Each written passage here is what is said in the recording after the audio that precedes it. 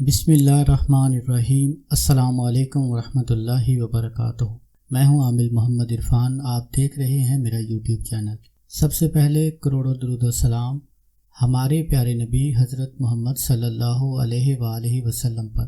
جزا اللہ عنا السید الکریم السید الاعظم سیدنا عظیمنا مولانا محمد صلی اللہ علیہ وسلم ما ہوا اہلہ۔ میری دعا ہے اللہ کریم آپ کو دنیا آخرت کی تمام بھلائیاں، تمام نعمتیں آپ کو نصیب فرمائے۔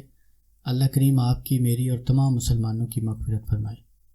آج کا یہ کوئی عمل نہیں ہے، صرف ایک پیغام ہے میرے روحانی شاگردوں کے نام جو مجھ سے عملیات سیکھ رہے ہیں، میرے شاگرد ہیں۔ ان کو میں ایک نصیحت کرنا چاہتا ہوں کہ اگر آپ چاہتے ہیں کہ آپ کے اندر روحانیت ہو، آپ کے ہر عمل میں تاثیر ہو، طاقت پیدا ہو، تو 5 وقت کی نماز کو اپنی زندگی کا حصہ بنا لیں۔ کھانا پینا آگے پیچھے ہو جائے، نیند آگے پیچھے ہو جائے، لیکن نماز آگے پیچھے نہ ہو۔ نماز کو پابندی سے ادا کریں۔ اگر آپ کا دل نماز میں نہیں لگتا، آپ کے دلوں پر زنگ لگ چکا ہو، تو آپ کوشش کریں کہ پہلے فرض پڑھنا شروع کر دیں۔ جیسے جیسے آپ کی نیت بڑھتی جائے گی، آپ کو سکون ملتا جائے گا، تو انشاءاللہ ساتھ پھر آپ سنتے اور نفل بھی شروع کر لیں۔ لیکن کم از کم فرض نماز ضرور پڑھیں، اس کو قضا نہ کریں، اور کثرت سے درود پاک پڑھیں، ہر وقت باوضو رہیں۔ میں آپ کو ایک چھوٹی سی مثال سمجھاتا ہوں کہ اکثر آپ کے مشاہدے میں یہ آیا ہوگا کہ دودھ فروش جس کڑاہی میں دودھ گرم کرتے ہیں اس کو دھونے اور مانجنے میں گھنٹوں صرف کر دیتے ہیں، کیونکہ وہ یہ بات بخوبی جانتے ہیں کہ جس کڑاہی میں انہوں نے من بھر دودھ گرم کرنا ہے، اگر اس کے کسی کونے کھدرے میں باسی دودھ کا کوئی قطرہ جمع ہوا رہ گیا تو اس کے پورے دودھ کو خراب کرنے کے لیے کافی ہوگا۔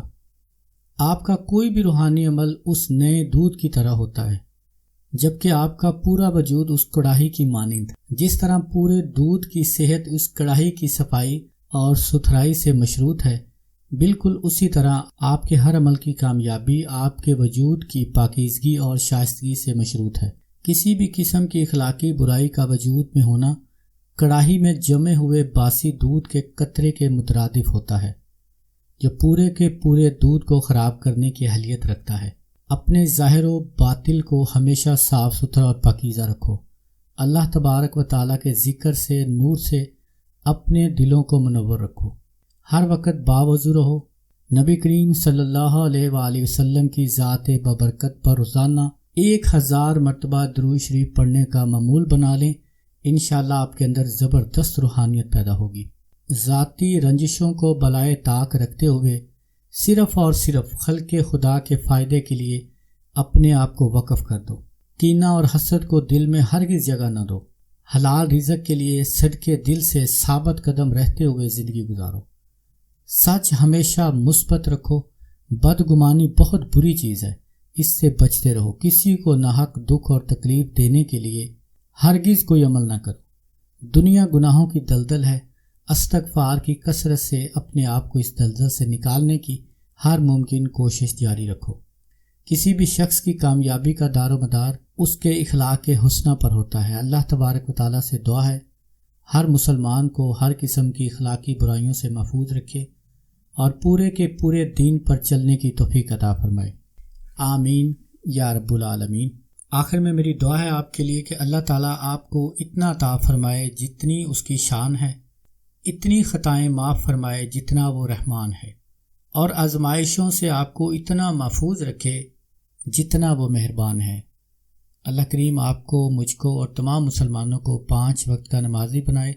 اللہ کریم آپ کے، میرے اور تمام مسلمانوں کے کبیرہ صغیرہ گناہوں کو معاف فرمائے۔ جن کے والدین اس دنیا میں نہیں ہیں، اللہ کریم ان کو جنت الفردوس میں اعلیٰ ترین مقام عطا فرمائے۔ جن کے والدین اس دنیا میں موجود ہیں، اللہ کریم ان کو صحت تندرستی والی لمبی زندگی عطا فرمائے۔ آمین یا رب العالمین۔ السلام علیکم ورحمۃ اللہ وبرکاتہ۔